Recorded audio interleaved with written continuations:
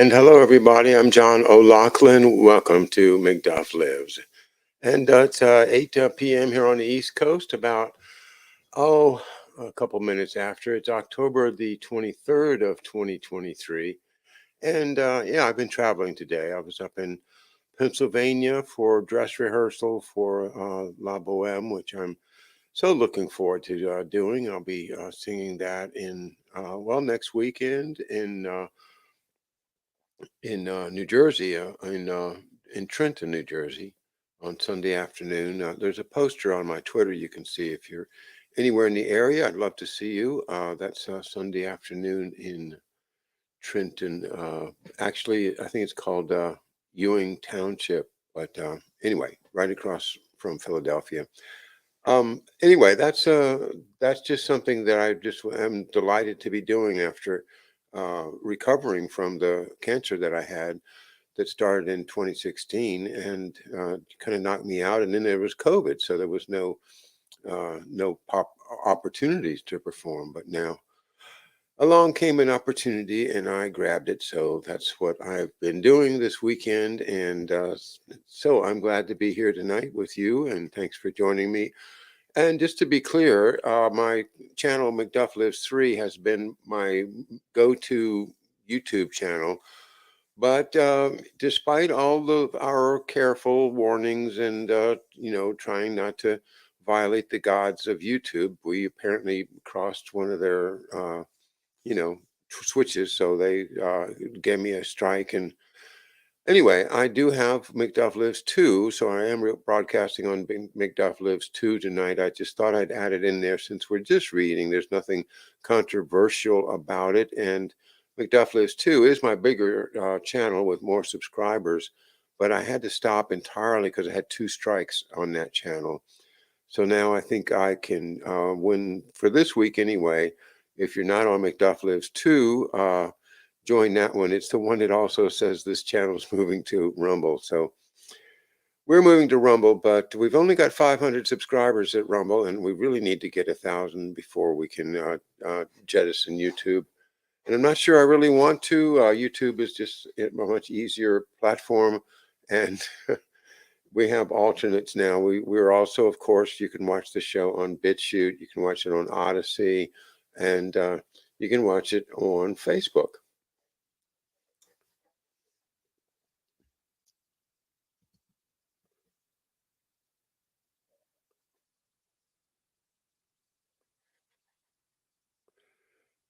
When you join the McDuff Lives channel on Rumble, make sure and use the one-word version of it. The other one, you might not get the live updates. So one word, McDuff Lives, no space between those words.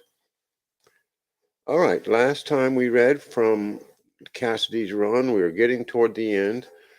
In fact, this chapter, although it is not the last chapter, is called Endgame. And they were on page 174. David Wise's book, in which my father is a kind of a background character, but he does appear. And from there, we can learn a lot. In the wilderness of mirrors, that is counterintelligence. And boy, is it, the more I dig into it, the more I realize, we are in a hall of mirrors when we're trying to figure this stuff out, guys. It really is a layer after layer after layer of deception.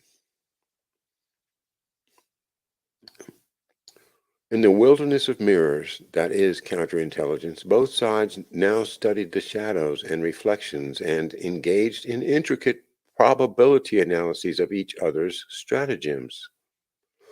When an espionage operation goes bad, the intelligence agency responsible for the case conducts a damage assessment that normally explores multiple possibilities. The operation may have been betrayed by a mole or by a double agent. A spy may have practiced sloppy tradecraft, such as neglecting to evade surveillance, or the opposition may have penetrated the agency's codes and communications. Back in FBI headquarters in Washington, Phil Parker decided to try to turn the flight of the Lopezes to the Bureau's advantage. Perhaps their departure could still be used to sow confusion inside the GRU.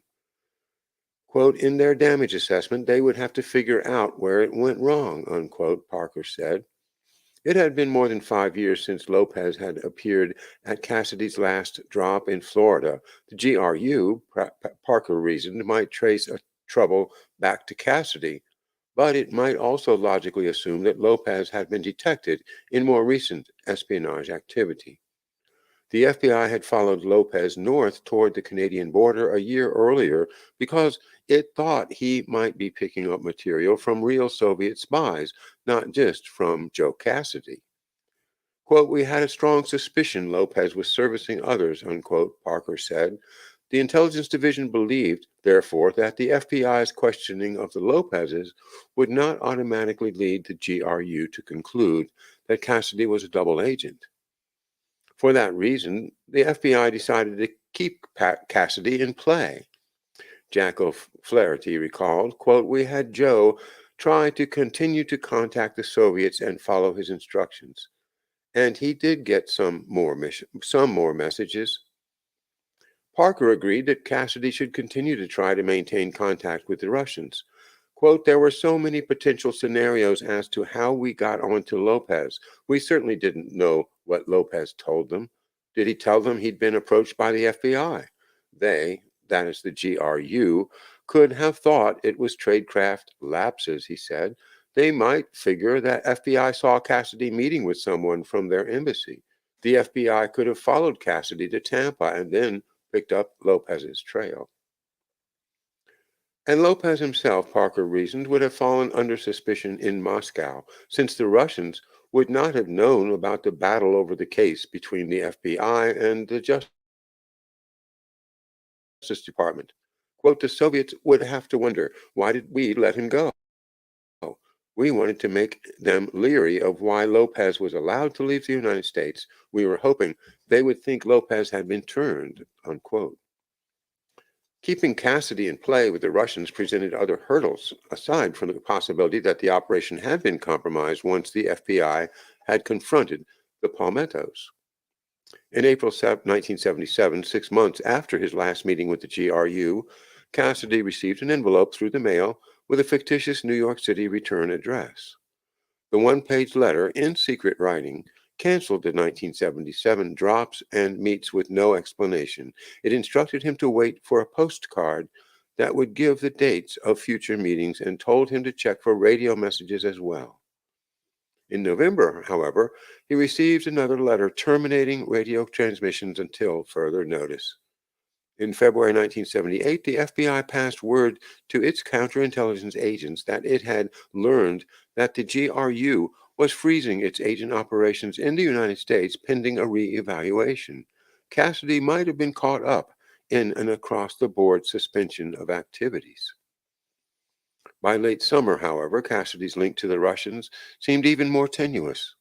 On August the 2nd, 2 months after the Lopezes had flown the coop, Cassidy received a plain text greeting card from the Russians, quote, departing for Europe, I'll get in touch next summer, Mike, unquote.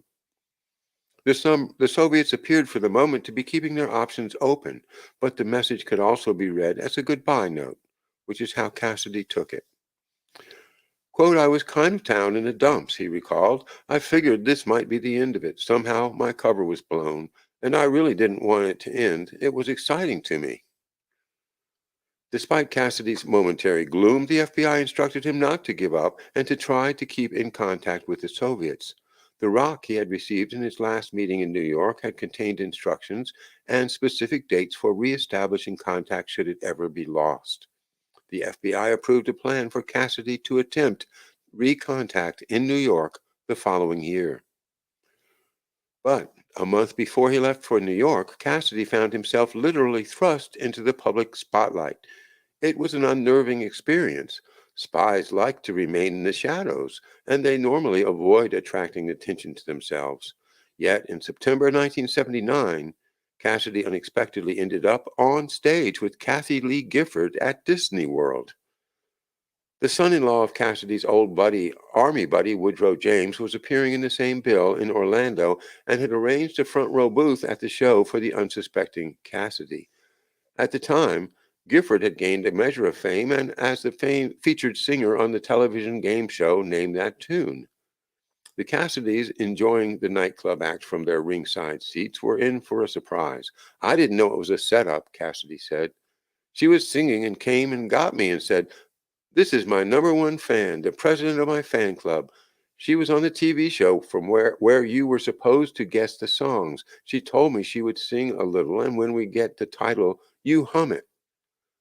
They would do this a couple times, Gifford indicated, and then she would sing all the words, revealing the title to the audience. Flustered by suddenly finding himself in the glare of the spotlight, Cassidy blew it. The acting skills that had been good enough to fool the Russians for 2 decades failed him. He recognized the songs. "I sang the title," he said. "I did it each time."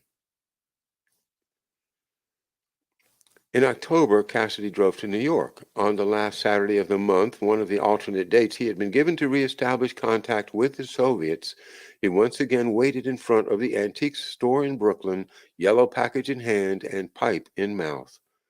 He brought along a hollow rock containing the film of the emergency planning document and his report in secret writing of his trip to the nuclear weapons depot in Charleston. But no one showed either that day or the next. Cassidy made one last attempt. He telephoned the Soviet mission to the United Nations and asked for Mike. "We don't have any Mike," he was told. "Nobody here." "Mike owes me a lot of money," Cassidy protested. "I want my money." "Nobody's here," the operator said. "They've all gone to the beach." Cassidy was skeptical of the explanation. "It was October," he recalled, "so I went back to Florida." That was the end of it. It had been almost 21 years since Joe Cassidy had begun his risky career as a spy on a spring evening in Washington. Not long afterward, the FBI learned that Mikhail Danilin had been posted to Canada. The Bureau proposed a joint operation with Canadian intelligence. Under the plan, Cassidy would be sent to Ottawa and accidentally bump into Danilin. The GRU officer would immediately realize the encounter was no accident, that Cassidy was under American control. That, in turn, would jeopardize Danilin's own position. His prime source had turned out to be a double. Quote, "The hope was that Danilin, seeing Joe, might be impelled to defect," Jack O'Flaherty said. The Bureau contacted Cassidy, who was ready and willing to take part. Quote, "But the Canadians said no, the political climate was not right," O'Flaherty said. The Bureau then proposed that Joe just go on his own, but Ottawa said no to that too. Phil Parker pushed for the Canadian operation, though he did not really expect to turn Danilin. Quote, "I don't know that we thought he would actually defect. He seemed a pretty solid Soviet. There was no real hope in my mind that Danilin was going to roll over and start working for the FBI. Quote, but if Danilin ran into Joe, he would have to report it, and that would cause some disruption. The whole idea was to play with their minds. It would make them wonder at what point was the case under control of the FBI. From the beginning, after 2 years? In other words, the GRU would wonder whether Cassidy had been a double agent from the start, or whether he was a genuine spy for Moscow who had been detected and turned by the FBI. Soon after the FBI proposed the operation to the Canadian service, however, Danilin left Ottawa. O'Flaherty wondered whether the Canadians had approached Danilin on their own and tried to pitch him to defect. Danilin would have been obliged to report the approach, and he would automatically have been sent back to Moscow. On September 16, 1980, Joe and Marie Cassidy journeyed to Washington for another secret award ceremony, this time at FBI headquarters. Cassidy's work was done. Once again, his case officers gathered to honor the man who had, in total anonymity, given so much to his country. Jimmy Morrissey was there, along with Donald Grunsel, Jack O'Flaherty, resplendent in a three-piece suit, and Charlie Bevels. Cassidy was presented with a simple certificate with a blue border. Its language was cryptic. Quote, the Federal Bureau of Investigation expresses its appreciation to Sergeant Major Joseph Edward Cassidy for service in the public interest. The certificate was signed William H. Webster, Director. Webster also wrote a letter to Cassidy thanking him, quote, for your accomplishments in the sensitive area of national security. You have an extended period of time assisted FBI personnel in achieving our goal whenever called upon, and your efforts were absolutely vital to our country's defense. Marie Cassidy, too, received an award from the FBI, a gold plaque that read simply, Marie Cassidy in Appreciation, June 68, September 1980. Near the conclusion of the ceremony, someone handed Cassidy his Distinguished Service Medal that General Abrams had taken back more than 6 years earlier at the Pentagon. With a self-conscious smile, Cassidy, now in mufti, posed for pictures holding a case that displayed the DSM, a gold eagle set against a blue background below a broad red and white striped ribbon. Now at last it was his to keep. Pardon me.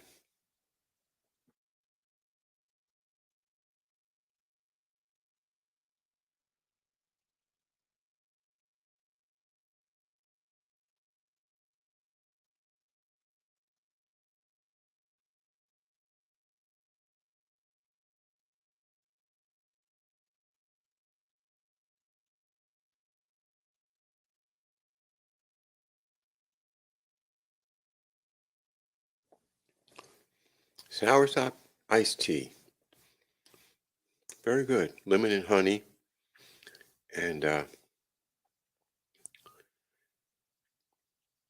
soursop that Marcia made earlier in the day. Goes good with some ice.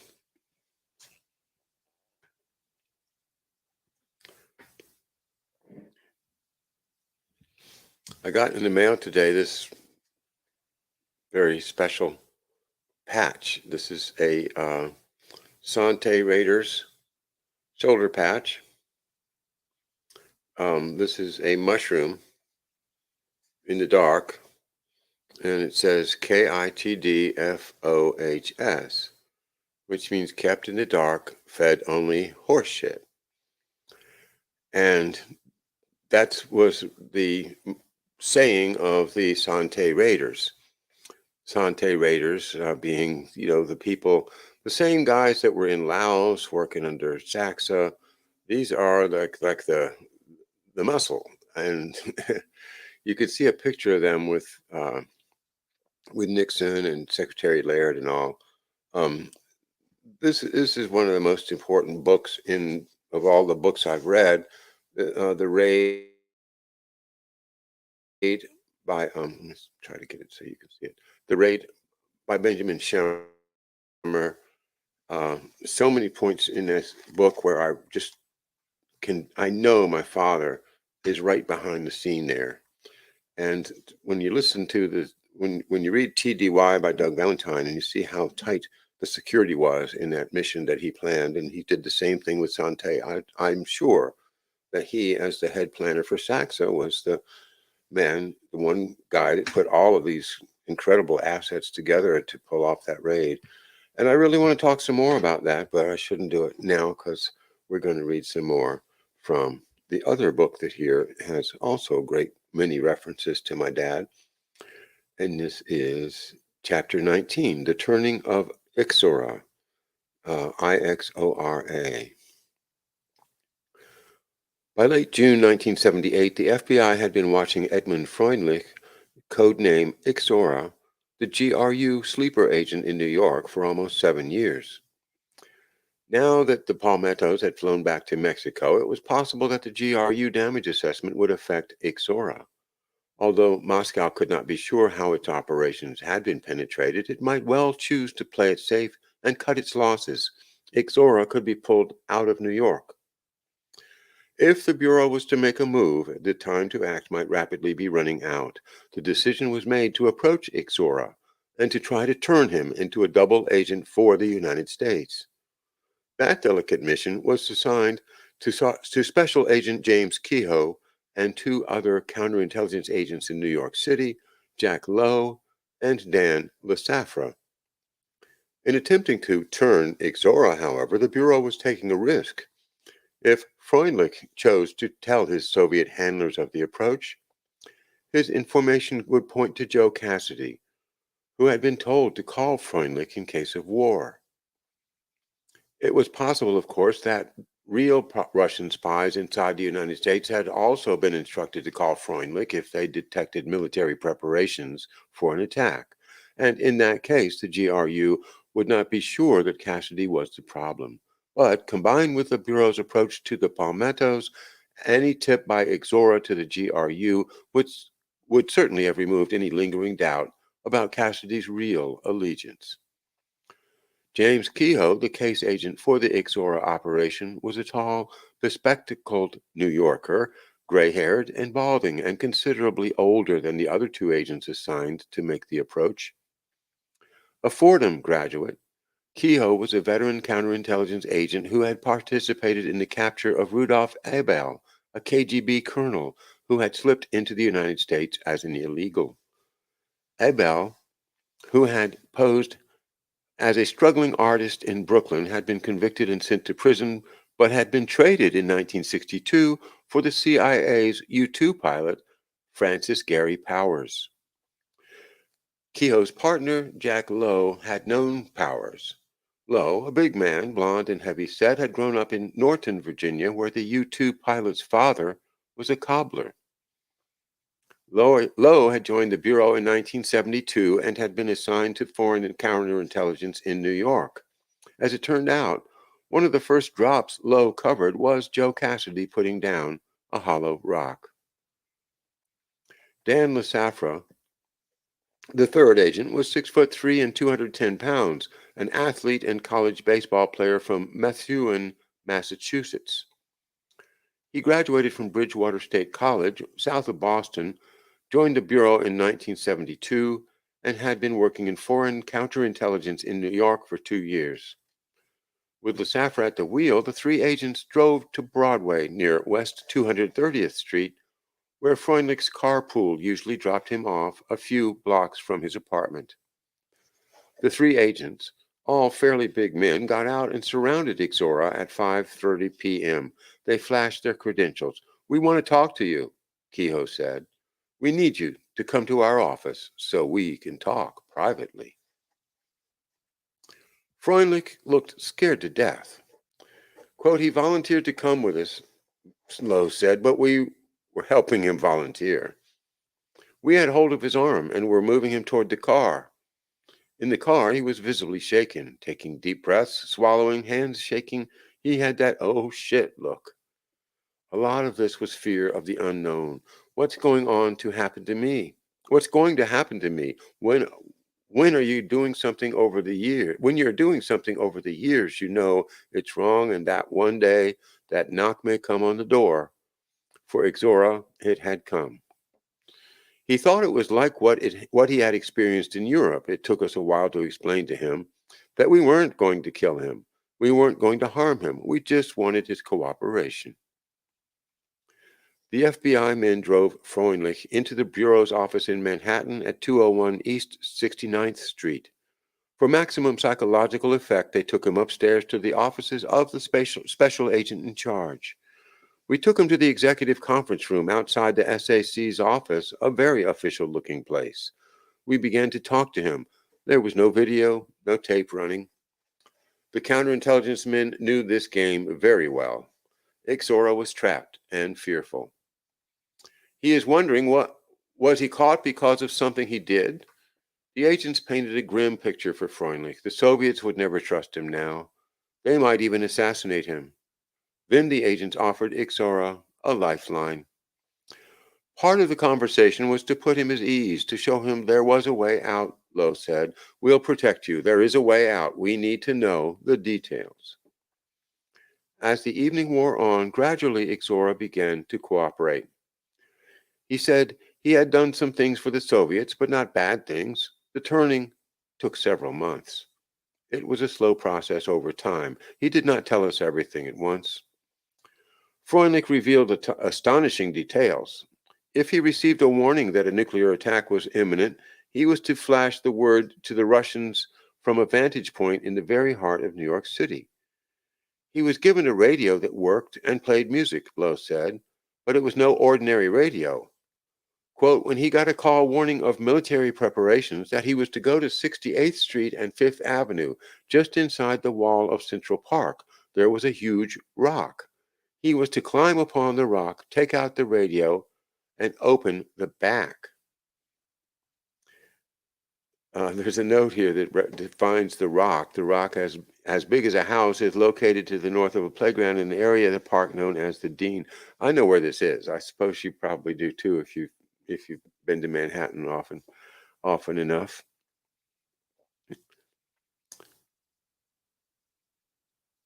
Under the rear panel of the special radio were buttons that activated a tiny transmitter concealed inside. It broadcast to the Soviet mission to the United Nations a few blocks away on East 67th Street between 3rd and Lexington Avenues. Quote, he had a choice of one of 5 buttons. He would push the button that matched the number in the parole.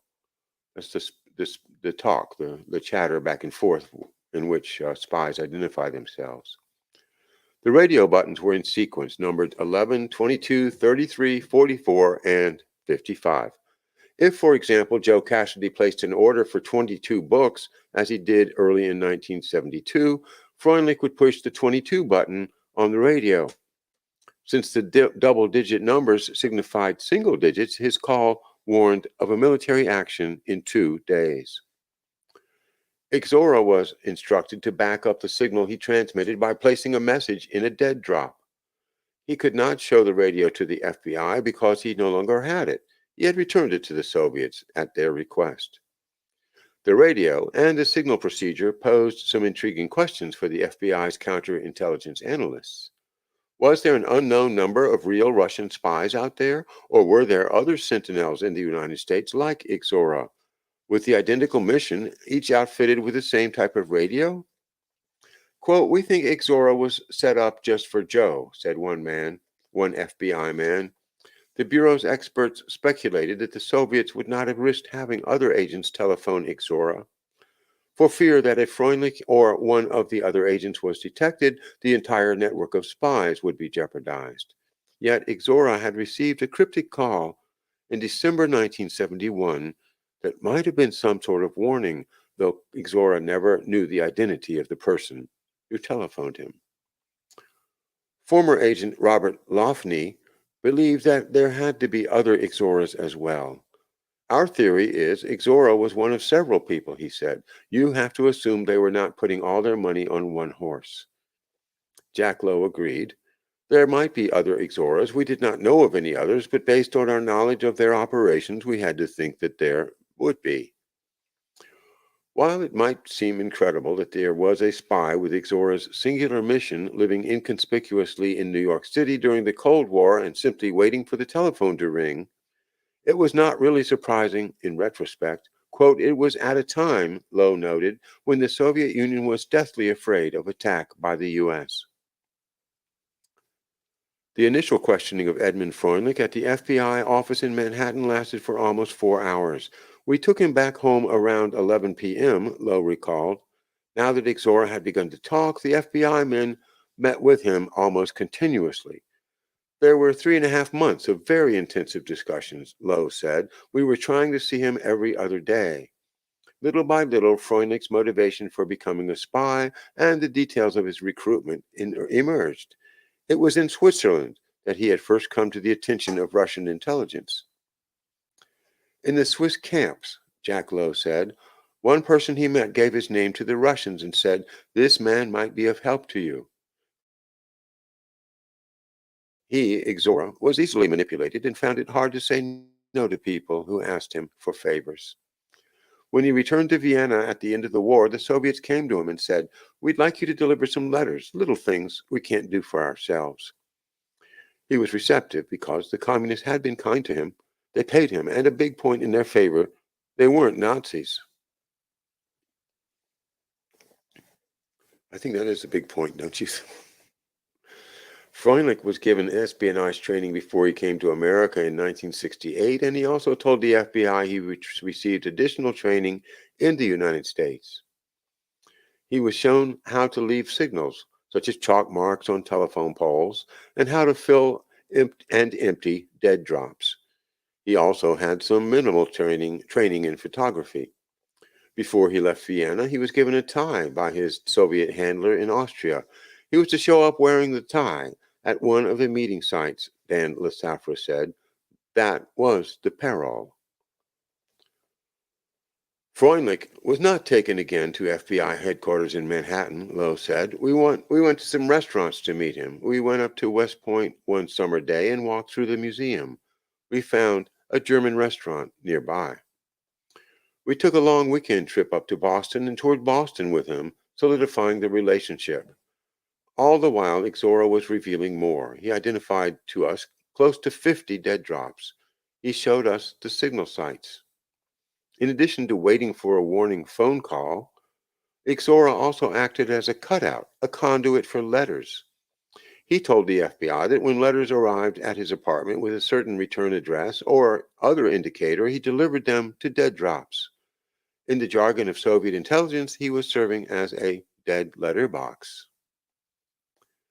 One meeting site in front of a theater in Brooklyn was where the Soviets called Ixora's constant condition site, a location where a spy was instructed to show up, usually once a year, to indicate he was still alive and well. The FBI encouraged Freundlich to continue to go to the site, though now the Bureau would be watching. In his case, he was to go to the site on Thanksgiving Day and simply stand there for about 10 minutes, Lowe said. A GRU guy would drive by and recognize him to verify he was okay. The Bureau assumed that the Russians had chosen Thanksgiving Day on the theory that the FBI's counterintelligence agents would be home eating turkey. It fell to Dan Lesavre as one of the younger agents to work on the holiday. I covered the constant condition site on several Thanksgivings because I was single at the time. We used a fixed location site, a Port Authority police office catty corner from the theater. A Jewish deli was open, and I went for a corned beef or a hot dog. That was my Thanksgiving dinner. In late July or early August 1978, about 2 months after the first approach to Ixora, the FBI was able, with his help, to establish the identity of Freundlich's GRU control. His name was Nikolai I. Alinachkin, and he was a Soviet intelligence officer undercover as first secretary and later counselor of the Soviet mission to the United Nations. Alinachkin was identified through a photo lineup, Lowe said. The FBI agents met with Ixora to an old Europe-style restaurant near his apartment and showed him a series of photographs. The Bureau knew who the likely GRU illegal support officers in the United Nations mission were. Freundlich pointed to Alinachkin's photo. He had, as it turned out, met him twice. Alinachkin came to his house one night, and they went into the bathroom to talk and sat on the side of the tub with the water running in the tub, in the sink, and in the sink. Ixora said he also had met Alinachkin at the constant condition site in 1975 or 1976. Freundlich said he had not been active for 2 years, and that it was at Alinachkin's request that he had returned the radio to the Russians. His only assignment now was to appear in front of the theater every Thanksgiving Day.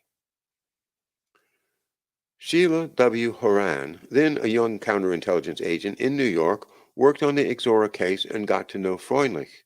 Jim, Dan, and I took him to dinner several times, not interviewing him, just talking about his past.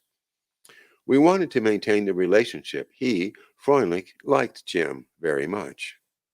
Quote, he was the ultimate Casper milquetoast. He had no friends, just his brother and his nephew. He had no outside interests whatsoever. Work and home, that was it. The perfect spy. He was not vulnerable to anything. Nobody would look at him twice. She paused and added, he was a nice guy.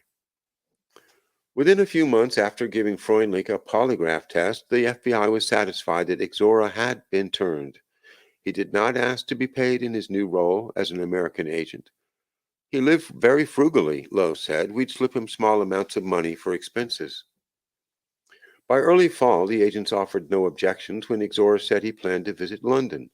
When he returned, he proudly presented souvenir nail clippers to Lowe and Lysafra. On the handle of the nail clipper, there is the insignia of the Queen's Guards.